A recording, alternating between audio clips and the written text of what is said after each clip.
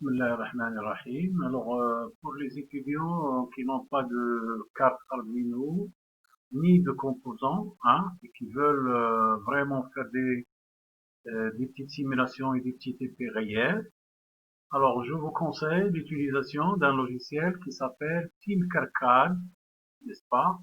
Alors, on va le découvrir ensemble. Alors, je lance mon browser. Alors donc, il s'appelle Tinkercad, d'accord, .com. Donc ça c'est, en réalité c'est si vous voulez, c'est le site. Alors, une fois dans le site, vous devez créer un compte, d'accord. Alors moi, il m'amène directement dans mon compte, n'est-ce pas? Donc c'est très facile. Vous tapez Tinkercad. Après, vous allez bien sûr créer votre compte, d'accord. Alors, donc faites attention. À gauche, vous avez le menu, donc les conceptions 3D, si vous voulez fabriquer des volumes d'objets 3D. Mais donc nous, ce qui nous intéresse, c'est des circuits. Alors voilà, donc j'ai déjà quelques circuits ici. Donc, alors je vais commencer avec vous. Alors, vous cliquez sur créer un circuit, d'accord.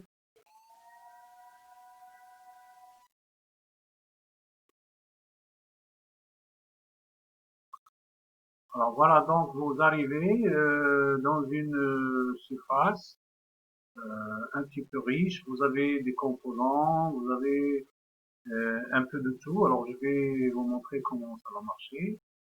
Si vous voulez écrire des programmes, donc vous cliquez sur code et vous commencez à programmer. Alors je vais vous montrer aussi comment, n'est-ce pas?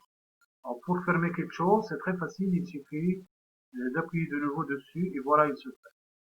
Alors, évidemment, vous avez ici un menu qui va vous permettre un certain nombre de choses. Alors, commençons par le commencement. Alors, là, vous avez les composants de base. Alors, je vais chercher ce qu'on appelle des démarreurs. Alors, démarreur, ça veut dire quoi? Les cartes qui vont vous démarrer. Donc, vous marquez, donc, vous écrivez ici, par exemple, Arduino. Donc, Arduino, comme d'habitude. Et puis voilà, vous avez une liste hein, de tous les Arduino, n'est-ce pas? Toutes les. Alors je clique, oui, évidemment sur Arduino.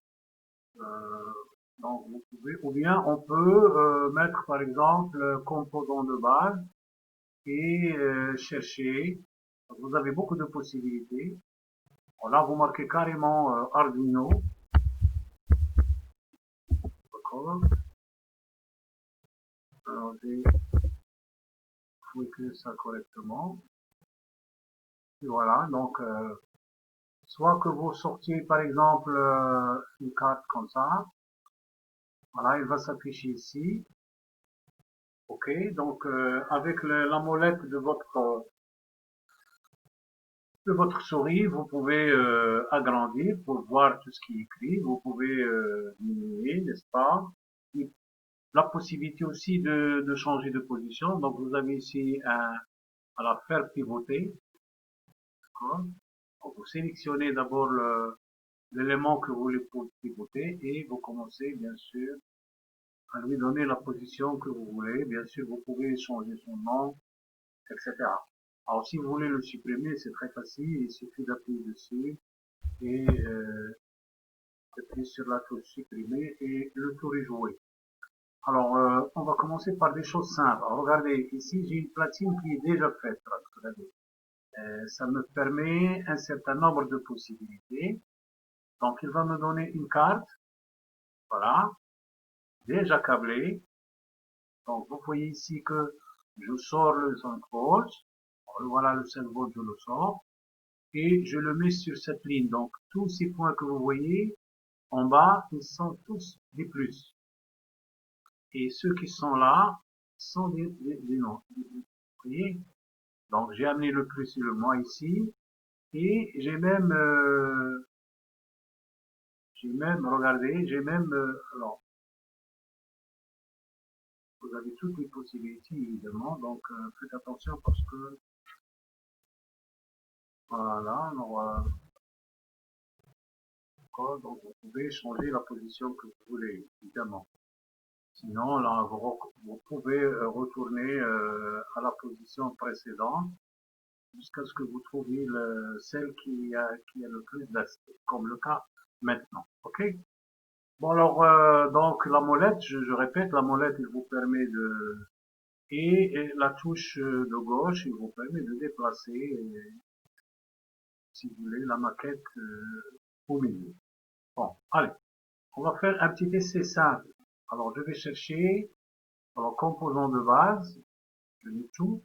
Alors, je prends par exemple le cas une LED. Alors, regardez, je prends une LED.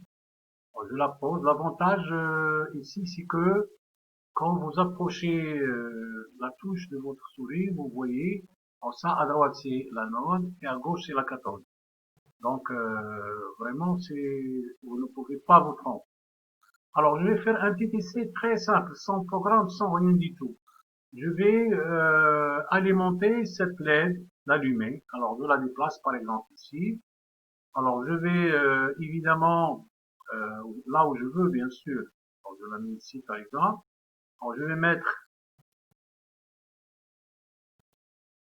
donc quand vous avez des choses comme ça, eh bien vous mettez comme ça, comme je vous ai montré, pour le retourner. Alors je prends la note, donc toute cette ligne-là, au même potentiel, je prends cette ligne et je la relie au rouge en bas. D'accord? Alors je peux changer sa couleur. Donc normalement le plus en général ça se fait avec le rouge. Donc je mets rouge. Ok? Après bien sûr le moins je vais le relier au noir. D'accord? Et je vais changer évidemment sa couleur en noir. Alors là, si jamais je lance cette petite application qui n'est même pas programmée, eh bien ma LED va s'exploser, ça c'est sûr. Il va griller. Pourquoi? Parce que je l'alimente directement, regardez, le plus qui vient de l'Arduino, je rentre par la l'anode, je sors par la cathode et je reviens au moins. Donc cette LED, normalement, pour fonctionner, il n'a besoin que de 1,7 volts. Or, moi, je l'ai soumis à 5 volts. Donc, si je lance la simulation, regardez démarrer la simulation, automatiquement, il va se passer une chose qui n'est pas bonne. Voilà, regardez, elle va s'exploser. Donc, c'est clair et net, d'accord? Alors, que faut-il faire donc pour la garder intacte? Alors, j'arrête ma simulation. Eh bien, je vais placer une résistance de protection, n'est-ce pas, dans le circuit de l'anode. Alors, je supprime ça. Alors, ensuite, je cherche une résistance. D'accord? Alors, résistance, la voilà. Alors, après, je vais vous montrer que la résistance, évidemment, je peux la mettre comme ça, regardez. Maintenant, la résistance, elle est directement reliée avec l'anode. Alors, il suffit que je relie ça avec le plus. Donc, n'importe quel point, je le prends, et voilà. Et je change la couleur, je mets rouge. Maintenant, ça marche, regardez. Le plus de 5 volts qui arrive par l'Arduino, il passe par cette ligne. Il rentre, il traverse cette ligne, il passe dans la résistance, et il revient. Alors là, il faut toujours faire attention parce que voilà, on met comme ça pour retourner. Ok. Alors donc ça, je rentre là par la résistance, l'anode, la cathode et je reviens au moins. Mais là j'ai un problème, cette résistance elle est quand même grande. Donc 1, 0, 10 à la puissance 3, donc ça fait 1 kg. Hein. C'est une résistance de valeur 1 kg, d'accord? Alors je vais changer sa valeur. Donc je mets une résistance, alors d'abord, donc je clique, voilà, je clique, un clic comme ça, voilà, je clique, par exemple, je clique ici, un clic comme ça, après là, Et là, ça passe. Donc, j'ai une licence de 1 kg, regardez. L'échange illimité, je vais mettre le on. Et là, je mets, comme on a l'habitude de faire, 220. Alors, d'abord, il faut que je me mette correctement. Voilà. Là, je mets les temps de 220.